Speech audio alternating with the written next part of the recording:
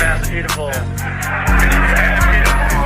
Welcome back to Notballtalk. It's your host Dietrich, back at you with another one. In today's episode, we're going to be talking about women's basketball, the Final Four coming up, and we're going to be talking about the matchups that's happening tonight on Monday night with LSU, Iowa playing with the rematch, and I believe UConn and USC. Um, the other Final Four opposite side have already been set in stone. It's going to be South Carolina and NC State. With that game, I got to go South Carolina. They've been playing very crazy together. Great defensive team, good on offense. Don Staley knows what she's doing over there with South Carolina, and it's just a well-oiled machine over there. So that should be no question. I got South Carolina going to the championship. On to the games that's tonight, though. In LSU and Iowa, a rematch a lot of people been waiting for. A rematch everybody's happy to see again, with last year causing a lot of controversy in the sports world and women's basketball and in the world in general. Um, how the two stars, or two, some people say the stars of college basketball, in my opinion, I think they are the two probably hottest players in college basketball on and off the court. And Maryland's own Angel Reese, and with Iowa's Caitlin Clark. I think before we even get to the basketball aspect, I think that a lot of people take out of context what the LSU women's basketball team is doing for sports in general. I think they're creating um, a name for the team that they have become, and not just basketball, but also off the court too, and the things they do and how they're always being them. And I think that's a good example that you would want to see out of basketball players, women and men's, out of pro athletes or college athletes in general. They're setting an example by being them and being true to who they are on and off the court, and still handling their business. And of course, it comes with extra heat. I think they noticed that, and I think they already, I'm saying, are prepared and know that they're prepared for that, and they know what comes with it. But I think they're doing a great thing, especially for women's basketball, also because it shows that, like, just because we're women, we can still play basketball. We can still talk trash and have a fire edge about it. It's a competitive sport at the end of the day. So they're doing good things for the sport, and they're doing good things for themselves, and creating a name to themselves. And in my opinion, taking a very big advantage of the NIL, because you have to create a name for yourself if you want an NIL deal, want to get money in college and etc. So I love what they're doing. Kudos to them. And it brings more excitement to the game. It makes more people want to watch it. It makes people who appreciate the game on and off the court appreciate it more. On to who I think is going to win and their keys to victory, in my opinion. I think the keys to victory for LSU is they try to have to find a way to stop Caitlin Clark, which is easier said than done. Of course, she's arguably, some people may say, the greatest women's college basketball player of all time. I wouldn't say that in my opinion, but to some people, they think she's probably the greatest. But she does deserve to be in those talks. At least she's done uh, a marvelous job at Iowa on the court. She's one of the greatest shooters we've probably ever seen in the women's basketball game. Um, yeah, she's done an amazing job. But I think they have to try to throw some type of defensive towards her, stunts, maybe some blitzes off a pick and roll, maybe try to deny her the ball more. Just try their best to make her uncomfortable and not have the ball in her hands so much, because she's deadly with the ball in her hands. Either she's scoring or playmaking, so you don't really want the ball in her hands most of the game. You want to try to get the ball out of her hands and try to make somebody else beat you, make somebody else step up in that instance. I think LSU also needs to play their pace, be aggressive inside of their game. I think with Iowa, they run a lot of fast court, fast paced offense.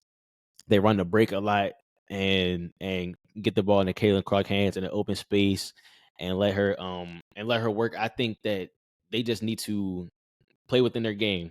I think they also play a lot of LSU plays a lot of inside ball, inside of the arc. I would like to see them stretch it out more.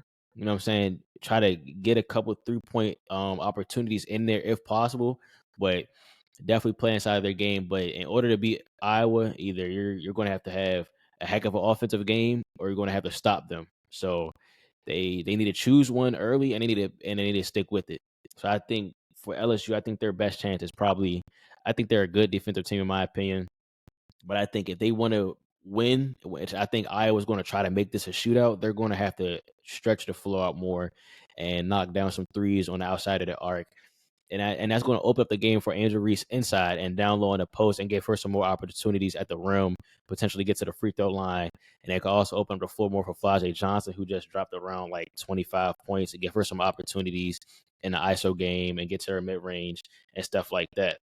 But I also think in order for you to beat a high power offense and a great player in Caitlin Clark, you need all 5 of your starters, and you're going to need some bench help too. So this game from LSU needs to be all hands on deck. I think all of them needs to come with it. You know what I'm saying? You need to be ready on offense, be ready on defense, and you have to keep your head in the game. I think LSU definitely has a great starting five, a great talent, but last game, I think it was a lot of Flajay Johnson. You know what I'm saying? She just had the hot hand and she was just getting it done. But I think in order for them to really win, I think Haley Van Lith needs to step up. She had not a great game in her previous game, but you know what I'm saying, some players are still a threat on the floor. She's a great playmaker, but I think on the offensive side, scoring wise, that Flajay Johnson, Angel Reese, Michaela, I think they're all going to need some help, and they all are. I mean, it's a team sport, so Haley's definitely going to have to step up if they want to be the great offensive team in Iowa and Caitlin Clark. Now, for Iowa, keys to victory, in my opinion, you have to make it a shootout. You know what I'm saying? You're not that great defensively. We all know who your best player is, and we all know what she brings to the table. We all know she's a great shooter, a great scorer, one of the best scorers. Some may say the best. So we all know what she brings to the table. So make it a shootout the best way you can. Try to get some fouls in there, and obviously, you know what I'm saying, you have to stretch the floor on your own also. You know, last game, Gabby Marshall helped out Caitlin Clark by knocking down 4 threes. She had 14 points. And the last game, they had a great game as a team. Their starters combined for about 83 points, I believe, 82, 84, somewhere around there. So they played a great game as a starting five. They was hot. They kept it rolling. They just have to do that again. But I think this time was more a tougher team and a more. I think LSU is a great mesh team. They play well together, and they're most of the time they're on the same page, so they know what they're doing as far as offense and defense. So the Iowa's definitely going to have to come with. Um, Everybody's going to bring this game, and they're going to have to try to like help Caitlin Clark out more. They know LSU's plan should be to try to get the ball off Caitlin Clark's hands. In my opinion, I mean that's the best chance you have at winning the game is if Caitlin Clark isn't pulling from 30 feet, isn't giving you 30, 40 points. So the rest of the starting five or the rest of the team in general is going to have to show up for Iowa if they want to win this game. You have to help Caitlin Clark out in the best of their ability and try to be more of a threat so the floor can open up more for her. But it's easier said than done, of course. And I think they also have to try to get Angel Reese off the boards. You know what I'm saying? Try to space that floor out, get her not as close to the rim as possible so you can get her off the rebounds. And if you need to try to seal her on the offensive boards. Just try to not give them second chance points. You know, she's one of the best rebounders in the country, so you can't just give her as many offensive possessions, offensive rebounds as you can because she's going to go right back up. And next, you know, you got a 3-point play, and those 3-point plays can hurt you when you're going down the stretch. So, but in conclusion, I think LSU is going to come out with that game. Hopefully they do. Like I said, I love what LSU is doing for basketball. Some people don't, but I'm a big fan of it as far as women's basketball. I think, like I said, they bring a different attitude to the game. I love what they're doing so far and being them and being true. Um, they coach may say a couple crazy things that a lot of people may not agree with, but I think she allows them girls to be them and on and off the court. And Flajay Johnson, you know, she's a rapper. Angel Reese, she brings a lot of attention, but she allows the team to be them and just allow as long as they handle business on the court, she allows them to be them. So I definitely love that team a lot. And I hope they go into the championship. I hope they win it, but I'm going to say that later on. On to the next game. We have USC and UConn. I think it's going to be an exciting game. It may not be exciting for the more traditional basketball fans, but it brings a lot of skill work and what's the word I'm looking for? It brings a lot of skill work and a lot of attention to the game of basketball, depending on how you look at it. So of USC, we all know their best player is Juju Watkins, or their best scorer is Juju Watkins, and she does a good amount of things on the court scoring wise for them, and she's a good scorer. I think she averages. I honestly don't even know how much she averages, but she gets to the bucket. Of course, there's no question about it. Last game she had about 30 points. Now the thing that a lot of people don't like about USC and how their offense is ran is it's not a traditional basketball team. And USC offense, they allow Juju Watkins to almost shoot 20, 25, almost 30 times a game, miss or make. But I think that's something you have to live with if that's your best player. Of course, you know what I'm saying? You got to live and die by your best player. Because most of the time, that's the best opportunity you have to win the game. And not a lot of times, a lot of people can stop your best player. So last game, she had 30 points, 8 for 28. Of course, it's not a pretty shooting percentage, but they got the job done as they moved on to the next round. She also had a good amount of help from Raya Marshall with 11 points and 16 rebounds. I think that's a big stat that a lot of people don't really look at as much as rebounds because it's not an easy thing to get to. UConn, previous game, Paige Buckers had about 24 points, 9 for 21.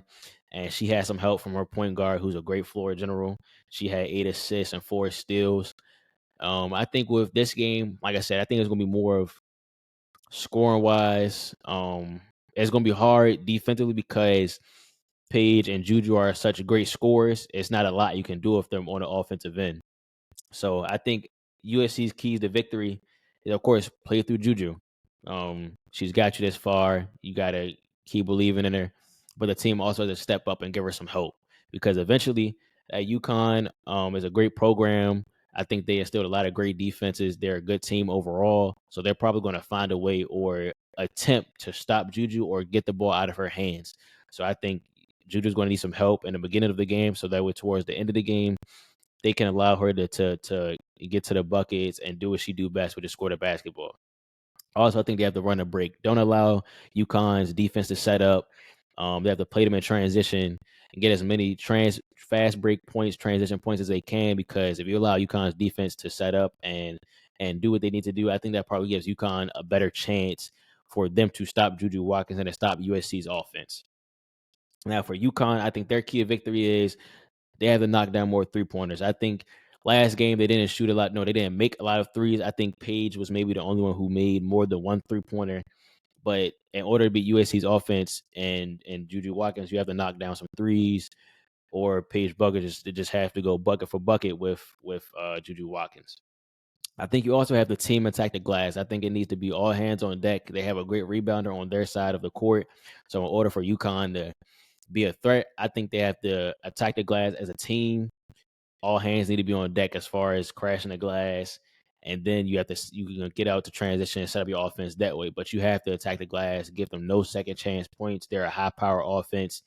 You just have to attack the glass on offense and defense. And also, like I said, the same thing for USC.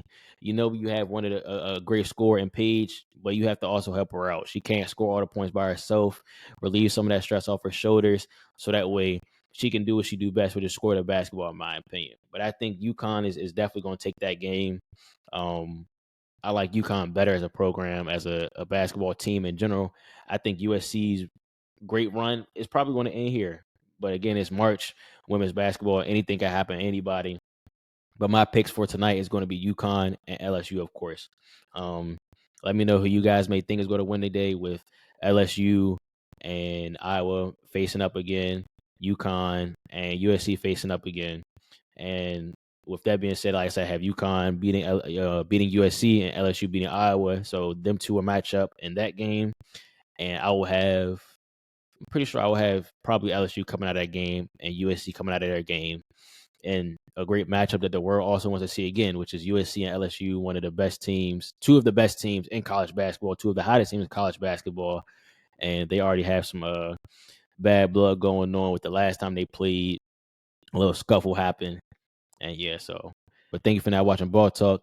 This is your host, Dietrich, signing off. See you guys next time. He passed me the ball. He never passed me the ball.